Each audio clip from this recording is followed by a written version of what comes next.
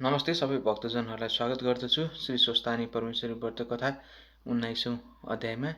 अध्याय सुरु गर्नु पूर्व समस्त भक्तजनहरूले यस पार्टी टिभीलाई सब्सक्राइब गरिदिनु हुन अनुरोध गर्दछु भने अरू अन्य भक्तजनहरूसम्म चाहिँ यो कथा पुर्याउनको लागि सेयर तथा लाइक गरिदिनु हुन समेत अनुरोध गर्दै श्री स्वस्तानी व्रत कथा 19औं अध्याय सुरु गर्नुभन्दा पूर्व गरिने स्तुतिको लागि सबै भक्तजनहरूले चन्दन अक्षता र फूल लिएर हात जोड्नु होला। हे ब्रह्मा वरुणेन्द्र रुद्र मरुत स्तुपन्ति दिव्य स्तवेर्वेद साङ्गपद क्रमोपनि सदा ग्रहन्ति एम सामगा ध्यानावस्थित गतेन मनसा पश्यन्ति योगिनी यशान्त नविद सुर गरुड देवाय तस्मै नमः। श्रीमचन्दन चर्चित जोल शुक्लम्बरा मल्लिका मालालङ्कृत कुण्डल प्रवली सन्मुक्तावली शोभिता सर्वज्ञान निदान पुस्तक धारा रुद्राक्ष माला करा भाग्यदेवी बदनाम्बुजी वस्तु मित्रलोके माता चिरम मुङ्क करोति वाचलं पङ्गुलं यत गिरम यत कृपा तमहं वन्दे परमानन्द माधवं नमो भगवते तस्मै व्यासामिते जैसे यस्य प्रसाद पश्यामि नारायण कथामां नारायणं नमस्कृत नरचैव नरोत्तमं देवी सरस्वती व्यास तत जय मुदिरयत। सबै भक्तजनहरूले पुष्पाञ्जली चढाएर एकचित्त भएर कथा श्रवण गर्न आग्रह गर्दछु। 19औं अध्याय वाचन गर्न गइरहेको छु। कुमारजी आज्ञा गर्नुहुन्छ, हे अगस्त मुनि, तिमी ध्यानपूर्वक सुन।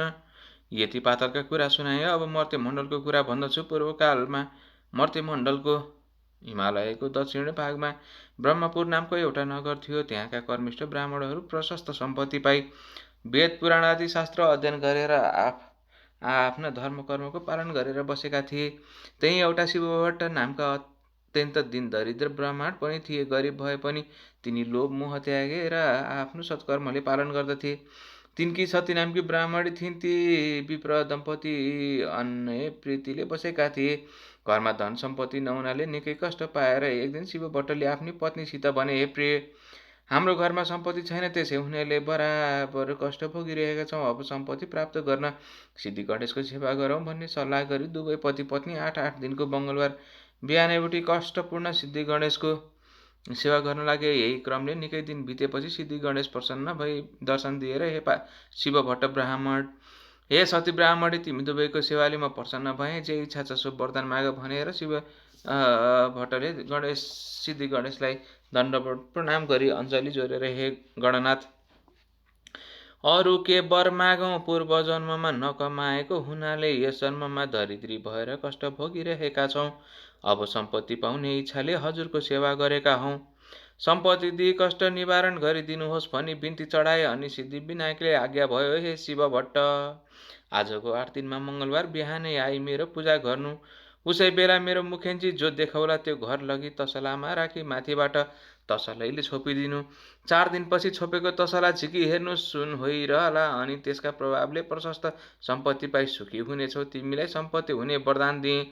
अब आफ्नो घर जाऊ। यति गणेशजीको वचन सुनि शिवभट्ट ब्राह्मण र सती ब्राह्मणीले सिद्धि विनायकले दण्डवत प्रणाम गरे अनि विनायक अन्तर्ध्यान भएपछि उनीहरू घर फर्केर आए। 8 दिन बित्यो र मङ्गलबार बिहानै पूजा सामग्री लिएर विप्र दम्पति सिद्धि विनायकको मन्दिरमा गएर उनको अगाडि एउटा लड्डु देखे अनि दुवै पति पत्नीले नित्य जस्तै विनायकको पूजा गरेर त्यो लड्डु घर लगी तसलामा राखी माथिबाट तसलैले छोपिदिए। 4 दिनपछि छोपेको तसला झिकी हेर्दा सुनको लड्डु भइरहेको देखि प्रसन्न भएर सुरक्षित गरी राखे।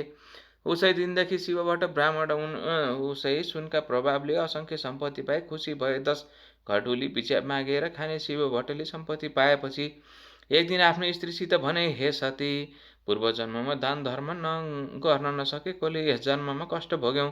अब सिद्धि विनायकको कृपाले सम्पत्ति भयो। अब यस जन्ममा दान धर्म नगरे अर्को जन्ममा फेरि दरिद्र भई कष्ट पाउनेछौ। अत दान धर्म गरौँ भनी दुवै पति पत्नी नित्य नारायणी गङ्गा स्थान गई उही हरिहरको पूजा गरेर सुवर्णादि अनेक द्रव्य दान गरी घर आउँथे। यसै दानका तानमा उनले विष्णुको मन्दिर बनाएर शिवको मन्दिर तयार गराए।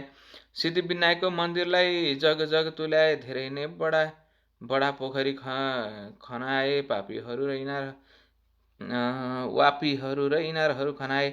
बर्का पिपलका, पाकडका, समीका, आँपका, कटहरका, बडहरका, कटुसका, ओखरका, डुम्रीका खस्रेताका चिउरीका लप्सीका वृक्षहरू रोपाए, निबुवाका कागतीका लिचीका पेडारका बगैँचा लगवाए, ठाउँ ठाउँमा नाना भाँतीका फुलबारीहरू सजाए, गरिब गुरुवाहरूलाई दान दिनभरि धेरै धेरै अन्न बाँडे, जताततै राम्रा राम्रा पाटी पौवा सतल चौतारा बनाए, बाटा बाटामा अनेक ठाउँ पौशालाहरू रखाए, ती पौशालाका नजिकै छायादार पाकडका चाँपका रुख रोपाए, ती वृक्षका फेदमा बिसाउन चौतारा चिन्वाए, घौटा धौघाटका वरिपरि साधु सन्त फक्कड तीर्थयात्रीलाई बास बस्न धर्मशाला बनाइदिए, अनेक कुटीहरू बनवाए, तीर्थयात्रीहरूका लागि सदाव्रत खोलिदिए, पाठशाला खोलेर विद्यार्थीहरूलाई पढाउनका लागि गुरु तथा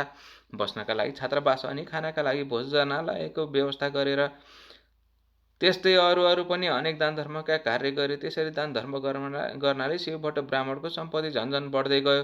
त्यो धेरै एक दिन शिव भट्टले आफ्नी पत्नीसित भने, हे स्त्री, सम्पत्ति मात्र भएर के गर्ने, हामी वृद्ध भयौँ, हाम्रा सन्तान छैनन्, पछि यो सम्पत्तिको रक्षा को गरिदेला, त सन्तानको निम्ति फेरि सिद्धि विनायकको सेवा गरौँ। यस्ता सल्लाह गरेर अघि जस्तै 8 दिनमा मङ्गलबार बिहानै सिद्धि विनायकको सेवा गर्न लागे। तिनका निष्कपट सेवाले विनायक प्रसन्न भई प्रदर्शन दिएर, हे शिव भट्ट ब्राह्मण, तिम्रो सेवाले म प्रसन्न भएँ, वरदान माग भन्नुभयो। त्यस्तो कृपा सुनि शिव भट्ट र सतीले अञ्जली जोरी बिन्ती गरे, हे गणनाथ, हजुरका कृपाले सम्पत्ति पायौँ तर सन्तान छैनन्, त्यो सम्पत्तिको रक्षा पछि कसले गरिदेला, त सन्तान पनि दिनुहोस्। तिनको यस्तो प्रार्थना सुनि सिद्धि विनायकले आज्ञा भयो, हे शिव भट्ट, सन्तान पाउनका लागि तिमीले 3 वर्षसम्म लगालग माघ स्नान गर्नुपर्छ, अनि मात्र तिमीलाई म सन्तान दिन सक्छु। मकर राशिमा सूर्य सरेको दिनदेखि त्यस राशिमा सूर्य रहेसम्मका 30 दिनलाई माघ महिना भन्दछन् र ती 30 दिनमा गरिने नियमपूर्वक नित्य स्नानलाई नै माघ स्नान या मकर स्नान भन्दछन्। जस्तै प्रत्येक दिन सूर्य उदाउँदा रातभरि चिसिएको वातावरणमा पूर्वतिरबाट आइरहेका सूर्यका ताता किरण मिसिएर उत्पन्न भएको ओसिलो तुवारोले छेकिएर सूर्य राता देखिउन्जेलको चिसो तातो मिसिएको वातावरणीय समय अति पुण्यदायी र स्वस्थवर्धक हुन्छ। त्यस्तै सूर्य दक्षिणायन भएर बेलाको अन्तिम चिसो वातावरणबाट सूर्य उत्तरायणतिर सर्दाको तातो वातावरण प्रारम्भ हुँदा चिसोमा बढ्दो तातो मिसिँदै गएको माघ महिना पनि अति पुण्यदायी हुन्छ। अरू प्रत्येक राशिमा सूर्य सर्दा प्रकृतिका भिन्न भिन्न वस्तुहरूमा सूर्यका भिन्न भिन्न प्रभाव परे चाहिँ मकर राशिमा सूर्य सर्दा सूर्यको पुण्यदायी प्रभाव पानीमा परेको हुन्छ। यसैले माघ महिनाको माघ स्नान माघ दान अति पुण्यदायी हुन्छ। त्यस पुण्यले चिताएको चिज पुर्याउँछ। जस्तो ग्रहहरूमा सूर्य सर्वश्रेष्ठ छ अनि नक्षत्रहरूमा चन्द्रमा सर्वश्रेष्ठ छ, त्यस्तै महिनाहरूमा माघ अति श्रेष्ठ छ। तसर्थ हे शिव भट्ट ब्राह्मण, यस मनुष्य लोकमा जो जन कामिनीहरूको कटाक्ष बाणले एकदम विघ्न भएका छैनन्, अर्थात् जो जन स्त्री लम्पट छैनन्, जस्ता ती जन मात्रै मकरमा सूर्य रहँदा तलाउमा वा नदीहरूमा वा पुण्य तीर्थहरूमा श्रद्धा विश्वासपूर्वक स्नान गर्न चाहन्छन्। जो जन बिना आगो, बिना यज्ञ, बिना पाटी पौवा निर्माण गरी सतगति पाउन चाहन्छन्, त्यस्ताले माघमा बस्ती बाहिरको भरसक बहँदो जलमा बिहानै नुहाउने गरून्। हे शिव भट्ट, जो जन गाई, भूमि, सुन, मणिके आदि दान नगरी कन नै सुन, गाई आदि दान गरेको फल प्राप्त गर्न चाहन्छ, तिनीहरूले पक्कै पनि माघ स्नान गर्नुपर्छ। 21 दिने व्रत, कृच्छ व्रत र पराग व्रतले आफ्नो शरीरलाई नसुकाइकन जो स्वर्ग जान चाहन्छ, तिनीहरूले माघभरि अवश्य नदी वा सरोवर यनी ठुला पोखरीहरूमा नुहाउन्। वैशाखमा हरिको पूजा, कार्तिकमा तपरूपी पूजा र माघमा चाहिँ तपस्या, होम तथा दान तीनवटै गरिन्छ बराबर। अर्थात् हर साल यस्तो गर्ने व्यक्ति अवश्य नै अर्को जन्ममा लक्ष्मीपति राजा हुन्छ। उसलाई कैवल्य धाम प्राप्त गर्ने अर्थात् मुक्ति हुने बुद्धि शुद्ध छ र फेरि मृत्युलोकमा ओर्लने हुँदैन।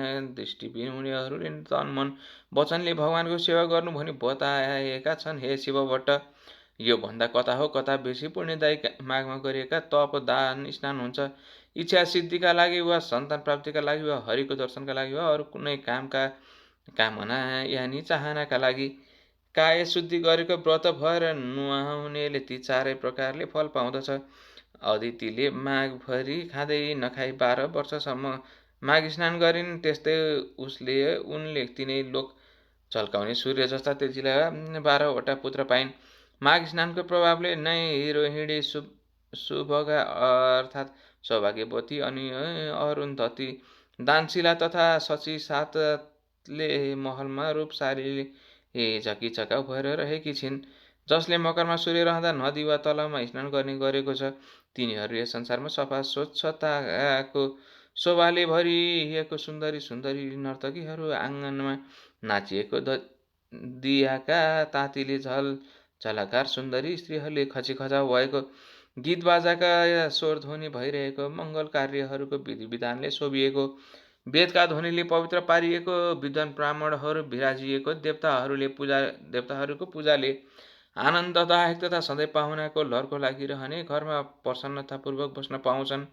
प्यारो वस्तुको त्याग र नियमको पालना गरेर जसले माघ महिनामा प्रशस्त दान दिएको छ, जसले मुरारी भगवानको पूजा गरेको छ, त्यो जन अति उत्तम अति श्रेष्ठ हो।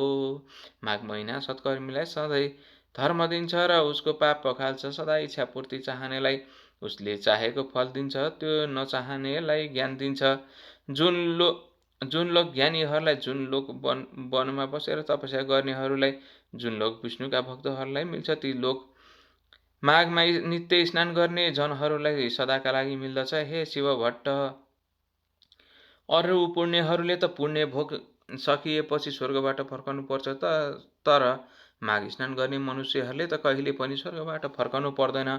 जो जन माघमा स्नान गरेर दुधालु गाई वैदिक ब्राह्मणलाई दान दिन्छ, त्यस गाई सर्वाङ्गमा जति रहन्छन् त्यति 1000 वर्षसम्म त्यो जन स्वर्गमै रमाइरहन्छ। जो माघ स्नान गर्ने मनुष्य गुड सक्खर मुछेका तिल दान गर्दछ, त्यसलाई सबै पाप पखालिन्छ। निश्चय नै त्यो जन निर्मल भएर शोभिन्छ, किनकि सबै धान्यहरूमध्ये तिल जो छ त्यो पाप नाश गर्नेवाला हो। त्यसकारण हे शिवभट्ट, माघमा प्रयत्नपूर्वक सकेसम्म तिल दान गर्नुपर्छ।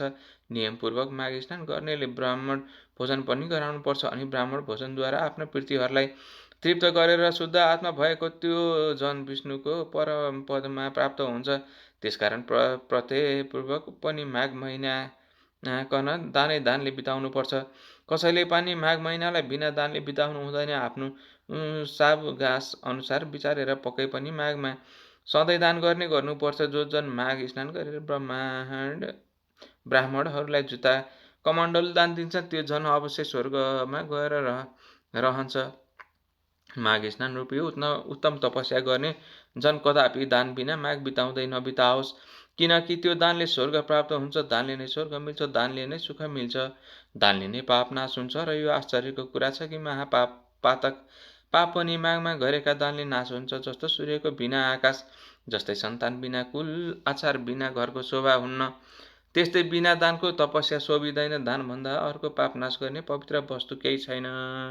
हे शिवभट्ट, तिमीलाई मैले माघ महिनाको महिमा बताएँ, अब माघ स्नानको गरिमा बताउँछु। माघ स्नान समस्त यज्ञभन्दा श्रेष्ठ वा उत्कृष्ट छ, सबै प्रकारको दानको फल दिनेवाला छ र माघ स्नान सबै प्रकारका व्रत र तपस्याको समान पुण्यदायक छ। माघ स्नानको प्रभावले अति शुद्ध मन भएका मानिसहरू पितृकुल मातृकुल दुवै कुलमा पितृहरूलाई स्वर्गमा थन्क्याएर अनि उज्जवल चेहरा भएका आफूहरू चाहिँ अत्यन्त राम्रा जता चितायो उतै चल्ने श्रेष्ठ विमानहरूमा चढेर स्वर्ग जान्छन्।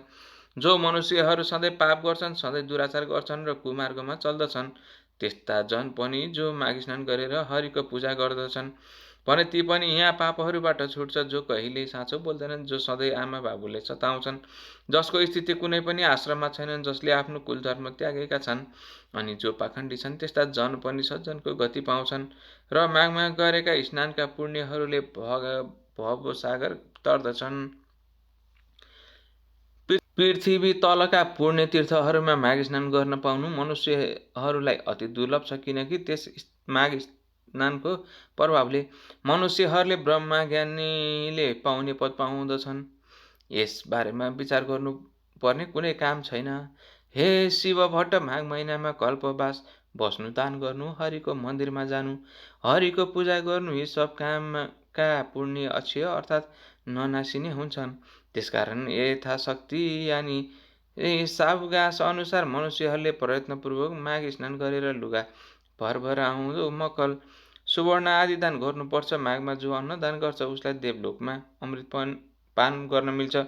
जो सुनदान गर्दछ उसले इन्द्रको समीपमा बस्न पाउँछ। दियो अग्नि अर्थात् सल्काएको मकल सुन्दर वस्त्र दान गर्ने मनुष्य सधैँ तेजस्वी भएर सूर्यलोकमा बस्न पाउँछ। यज्ञहरूले उत्तम दानहरूले उज्ज्वल तपस्याहरूले ब्रह्मचार्यको धारणले शुभ योगमा गरिएको पूजाले पापीहरू यस लोकमा त्यति शुद्ध हुँदैनन् जति पुण्य तीर्थहरूमा माघ महिनामा गरिएका स्नानले शुद्ध हुन्छन्। जो मनुष्य माघ महिनामा आधा सूर्य उदाएको बेलामा पुण्य तीर्थहरूमा स्नान गर्दछ तिनीहरू पाप गर्ने नै भए पनि तिनले नरकमा दुःख समूहको सन्ताप अनि सही नसक्नुको यातना भोग्नु जानु पर्दैन। जो जन माघ महिनामा नुहाएर विष्णुको पूजा गर्दछन् ती जन स्वर्गमा भोग सकिएर फेरि पृथ्वी तलमा फर्किएपछि कल्याण मूर्ति, राम्रा भाके मानी, प्रिय बोल्ने, धर्मात्मा, धनाढ्य, शतायु राजा हुन्छन्। तन्केको आगोमा हालेको काठ समूह जसरी तुरुन्तै भस्मा बसेस हुन्छ त्यसरी नै माघ स्नानले सानो वा ठुलो पापहरूको राशि बिलाउँछ। मनुष्यहरूले शरीरको बाढीले मनले पनि जानेर वा नजानेर जो पाप गरेको छ त्यो पाप समूह पुण्य तीर्थमा गरेको माघ स्नानले हृदयमा झल्केका विष्णुले अज्ञान नासे झैँ सबै डढ्दछन् अर्थात् नासिन्छन्। यदि कुनै मनुष्य आफूले गरेका पाप समूहको भोग भोगिरहेको छ र संयोगवश पनि कुनै बेला कुनै पुण्य तीर्थमा एकाएक पुगेर त्यस मनुष्यले माघ स्नान अचानकै गरियो भने पनि तुरुन्तै त्यसको त्यो पाप समूह नाश भइहाल्छ। यसबारे तिमी आफ्ना मनका कति पनि शङ्का नलेऊ। हे शिव भट्ट, विशेष गरेर यो कर्मभूमि भारतवर्षको पुण्यभूमि आर्य पर्वतमा अर्थात् 750 कोश पूर्व पश्चिम लामो हिमालय र त्यस्तै 500 कोश लामो विन्ध्याचलको बीचको भूमिमा रही माघ स्नान नगर्ने मनुष्यहरूको जन्म बेकारको कहिएको छ। जस्तै सूर्य बिनाको आकाश, चन्द्रमा बिनाको नक्षत्र मण्डल शोभित हुँदैन त्यस्तै हे शिव भट्ट, बिना माघ स्नानको सत्कर्म शोभित हुँदैन। माघ स्नान मात्रले पनि जस्तो केशव भगवान प्रसन्न हुनुहुन्छ अरू व्रत दान तपस्याले हरि भगवान त्यस्तो प्रसन्न हुनुहुन्न। जस्तै सूर्यको तेज जस्तो तेज अरू कुनै तेज छैन त्यस्तै माघ स्नानको बराबर अरू कुनै यज्ञ आदि क्रिया छैन। तसर्थ वासुदेवलाई प्रसन्न पार्नका लागि, सारा पापहरूलाई हटाउनका लागि र अन्तमा स्वर्ग प्राप्तिका लागि मानिस माघ स्नान गरोस्।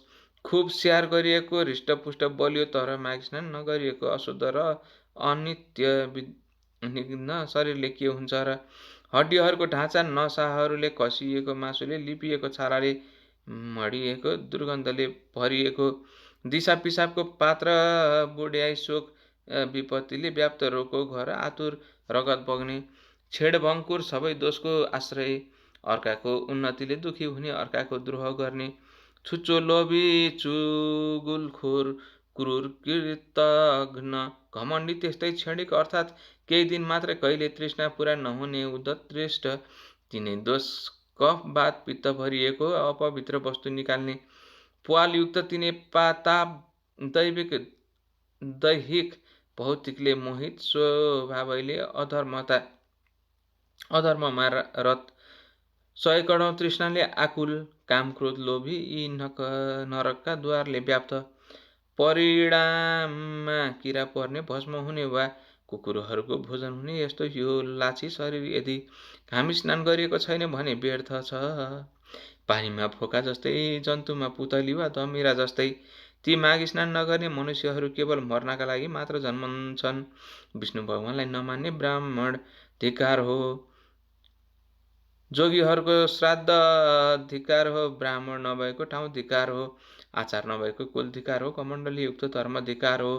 क्रोधले युक्त तपस्या धिक्कार हो। बिना दृढताको ज्ञान धिक्कार हो। अल्छीले को शास्त्र धिक्कार हो।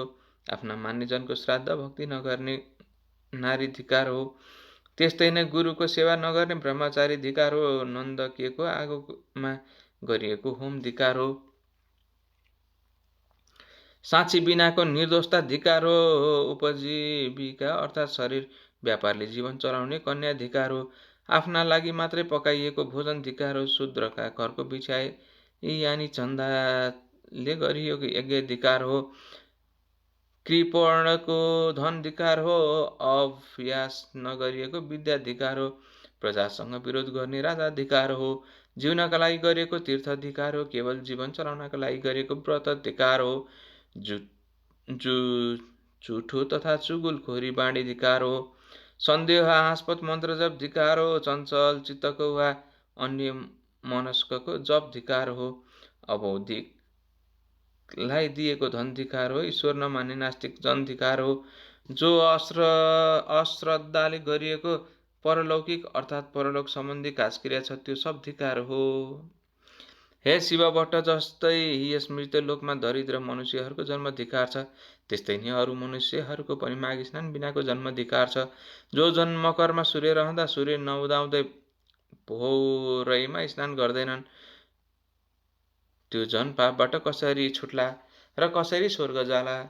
बाहुन मारा सुनचोरुवा झाँट रक्सी धोगुवा गुरुको खाटमा सुतुवा अनि पाँचौँ त्यस्ताको सङ्गत गरुवा जस्ता पापीले पनि प्रत्येक माघमा दिनहुँ मकर स्नान गर्ने गर्नाले ऊ पाप रहित हुन्छ। माघ महिनामा सूर्य केही उदाएपछि जो जन पानीमा डुबुल्की मार्छन् ती चाहे ब्रह्म हत्यारा हुन्, चाहे रक्सी घुटक्या हुन् वा महापपित हुन्, त्यस्तालाई पनि माघ स्नान पवित्र पार्छ। अरू सारा छिटपुट पापहरू र ठुला ठुला महापाप पातक अर्थात् ब्रह्म हत्या, चोरी, मद्यपान, गुरु पत्नी गमन र त्यस्ताको संसर्गरूप पाप पनि यी सबै नै माघ स्नान गर्ने मनुष्यका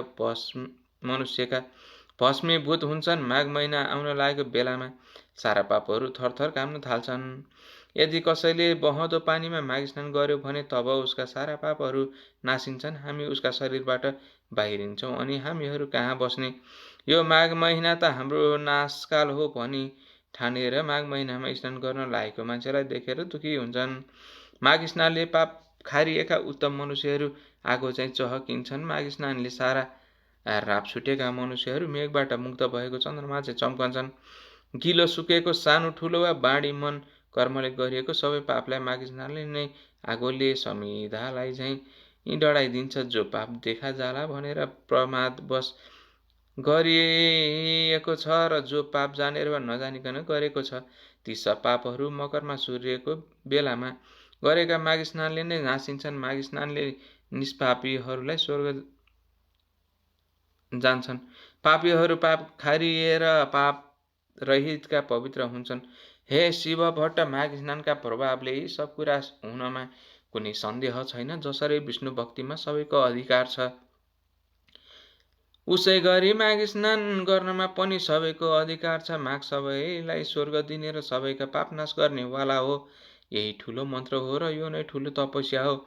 यो माघ स्नान नै पाप निखार्ने अति उत्तम ठुलो प्रायश्चित हो। मनुष्यहरूको जन्म जन्मान्तरको अभ्यासले मात्र माघ स्नानमा श्रद्धा भक्ति हुन्छ। हे शिव भट्ट, जसरी जन्म जन्मान्तरको अभ्यासले मात्र अध्यात्म ज्ञानको प्राप्ति हुन्छ त्यसै गरी संसार रूपी हिल्लाको लेप पखाल्न निपुण श्रेष्ठ माघ स्नान पवित्रहरूलाई पनि अझ पवित्र पार्ने हो।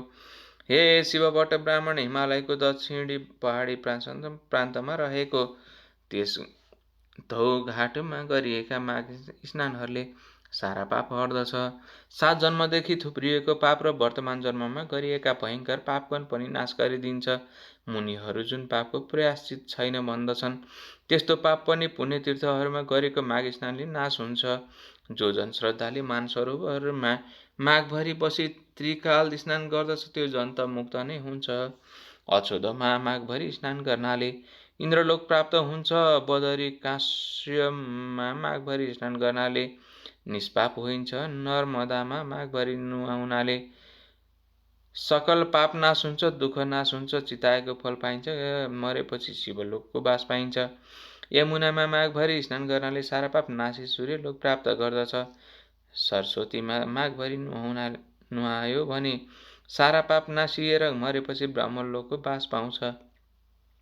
विशालमा माघभरि स्नान गर्नाले चिताएको कुरो प्रशस्त पाइन्छ र त्यस स्नानले पापरूपी दाउराको खलियोलाई डढेलोले जङ्गललाई चाहिँ भस्मीभूत पार्छ र गर्भपासको ओहोर दोहोरको फोहोरलाई पनि समाप्त पारेर मुक्ति नै दिलाउँदछ। गङ्गाजीमा गरिएको माघ स्नानले विष्णुलोक मिल्छ अथवा धेरै वर्षसम्म स्नान गरिरहे मुक्ति नै पनि मिल्छ भनिएको छ।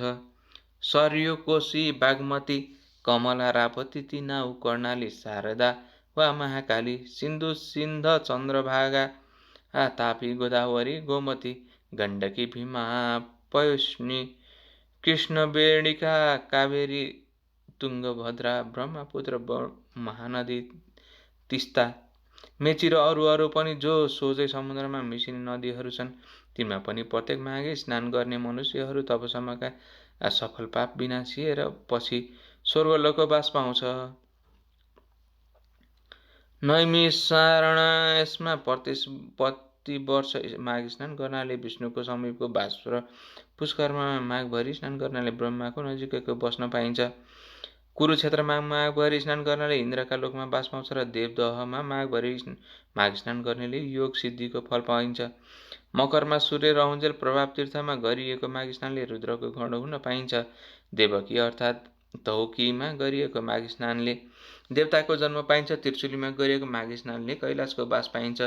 गोमतीमा माघभरि गरिएको मकर स्नानले फेरि जन्मनु पर्दैन। हेमकुटमा, महाकालमा, ओङ्कारमा, अपरमेश्वर, नीलकण्ठको जलमा माघभरि स्नान गर्नाले रुद्रको लोकमा ऐश्वर्यशाली भएर बस्न पाउँछ।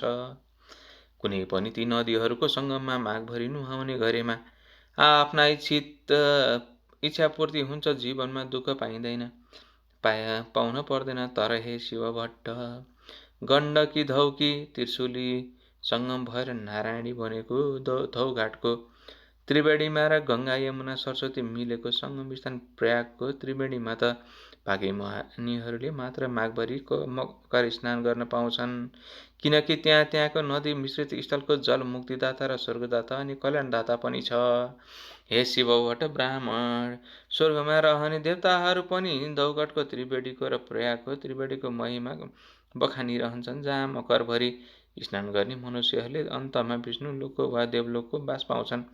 जो मनुष्यहरू यी दुवै त्रिवेणी मध्ये एकमा रहेर माघभरि सत्सँग स्नान गर्छन् भने ती झन् धेरै पापी भए पनि तिनले नर्क देख्नु पर्दैन। तिनीहरू सरासर वैकुण्ठमा वा स्वर्गमा जान्छन्। किनभने हे शिव भट्ट, उहिले ब्रह्माजीको तराजुको एकापट्टिको पलडामा समस्त तीर्थहरू, व्रतहरू, दानहरू, तपस्याहरू, यज्ञहरूका पुण्य फललाई र अर्कोपट्टिको पलडामा धौघाटमा गरेका माघ स्नानहरूको पुण्य फललाई राखेर तौलेता माघ स्नानको पुण्य फल नै भारी भयो। फेरि त्यसै गरी एकापट्टि देवघाटको त्रिवेणीको पुण्य फल र अर्कोपट्टि प्रयागको त्रिवेणीको पुण्य फल राखेर तौलदा पनि धौघाटकै माघ स्नानको पुण्य फल एकै भारी नै भयो। यस्तो पुण्यदायी ती त्रिवेणीमा जो जन माघे सङ्क्रान्तिको अघिल्लो दिन उहाँ पुगेर उहाँ महिनाभरि कल्पवास बसी लगातार 20 वर्षसम्म माघ स्नान गर्दछ, तिनले सधैँको लागि कैलाशको बास पाउँछ। त्यसै गरी 40 वर्ष लगातार माघ स्नान गर्नेले निरन्तर स्वर्गको बास र सधैँ 12 महिना त्यहीँ रहेर विष्णु भगवानको मन्त्र निश्चल गर्ने जस्तै 60 वर्षसम्म लगालग जो जन स्नान गर्दछ तिनले त कैवल्य धामको आनन्दमय लोकमा सदाका लागि बास पाउँछ। अनि हे शिव भट्ट, कहिले सृष्टि भयो र कसरी भयो, अनि कहिले अन्त हुन्छ र कसरी हुन्छ भन्ने आदि र अन्तको निदो नभएकोले अनादि अनन्त कहिने 24,000 कोषको गोलाइ भएको धकधकाउँदो रापिलो आगोको गोला सूर्य र त्यसभन्दा 4.5 करोड कोष तल रहेको चिसो न चिसो पानीको 12,000 कोष गोलाइको अविनाशी 10 समुद्र, यी दुवैलाई निराधार निरालम्ब आकाशमा आफ्नै दूरी र वृत्तमा नियमित रूपले नियममा राखी अड्काइराखेको त्यो कुन शक्ति हो भने सोची त्यो शक्तिलाई ठम्मे त्यसलाई जान्नु नै ज्ञान हो।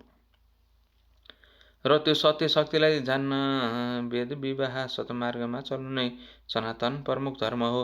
हाम्रा चालु आँखाले प्रकाशलाई र प्रकाश परेका तर नछेकिएका वस्तुलाई भ्याएसम्म देखे चाहिँ यिनै सूर्य र समुद्रका बीचको आकाशमा रहेका तर यी आँखाले नदेखिने किन्तु मनुष्य मात्रको नाकको फेदमा भएको भ्रिकुटीको भित्र शक्ति स्वरूपले रहेका त्यो दिव्य दृष्टि जुन विराट स्वरूपको दर्शनका लागि एकछिन मात्र कृष्णले आफ्नो योग बलियो अर्जुनको दिव्य दृष्टिकोण उघारिदिए चाहिँ आफ्नो तपस्याले उघारिएका दिव्य दृष्टि मात्रै देखिने स्वर्ग नर्क आदि लोक देख्नलाई चाहिने कहिलेकाहीँ यिनै आँखामा झिलिक्क गर्ने दिव्य दृष्टि उघार्न गरिने सो प्रयास नै तपस्या हो र त्यस तपस्यामा चाहिने साधना सूर्य त्यसमा अविचल मन अड्याइराख्ने ध्यान नै योग हो। यी सबै सत्प्रयास सिद्धिका लागि आवश्यक पर्ने पहिलो प्रयास शरीर शुद्धि हो र शरीर शुद्धिका लागि चाहिने प्रारम्भिक प्रयास त्यो नित्यपूर्वकको मकर स्नान नै हो। अर्थात् ज्ञानरूपी चोटामा चढ्न चाहिने विष्णुको पहिलो खुड्किला मकर स्नान हो। तसर्थ हर साल गरिएको विष्णु भक्तिपूर्वकको माघ स्नानले जसरी त्यो माघ स्नान गर्नेहरूलाई मरेपछि शिवलोक इन्द्रलोक सूर्यलोक पाउँछ र त्यही स्थायी वासस्थान दिलाउँछ त्यसरी नै यस लोकमा पनि सन्तान चाहनेहरूलाई सन्तान अनि सुख शान्ति पनि दिलाउँदछ। जसरी उहिले 5वटी गन्धर्व कन्याहरू आपसमा सरापले प्राप्त भएको कठिन पापको फल पिशाच भएर भोगिरहेका थिए। पछि लोमस ऋषिको उपदेश रूपी बाणीले नै माघ महिनामा गरिएका त्रिवेणी स्नानका प्रभावले ती गन्धर्व कन्याहरू शराबबाट आश्चर्यसहित छुटे र अनि उसै बटुक प्रसिद्धि बेटासँग बिहे भयो। बिहे भएको 7 वर्षसम्म पनि सन्तान नभएर पिरिएका तिनीहरूलाई पछि फेरि लोमसले नै 3 वर्षसम्म 3 छाडे दह अछोदमा लगालग नियमपूर्वक मकर स्नान गराए। तब तिनीहरूले 3 वर्ष बिराएर घ्याल ती छोराछोरी पाएका थिए। यो आश्चर्य लाग्दो कथा पनि सन्तान चाहने तिमीलाई अर्को मङ्गलबार म सुनाइदिनेछु।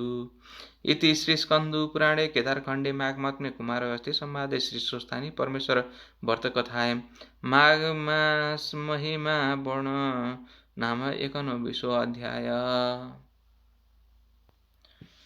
यो 19औं अध्यायमा